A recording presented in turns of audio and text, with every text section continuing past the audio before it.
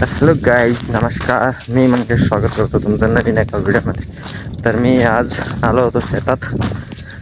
तर बघू शकता आम्ही आज कपाशी लावण्यासाठी ना तुला काढलं होतं. त्याला तुम्हाला खालच्या वावरात दाखवतो. ते काय मला जमलं नाही, दुसरा माणूस आणला होता, त्यांनी काढून दिलं आहे ना. बघा कसं सरळ काकड्या काढल्यात. त्याला फुलं म्हणतात आमच्याकडं. तुमच्याकडे काय म्हणतात ते कमेंटमध्ये नक्की सांगा मित्रांनो.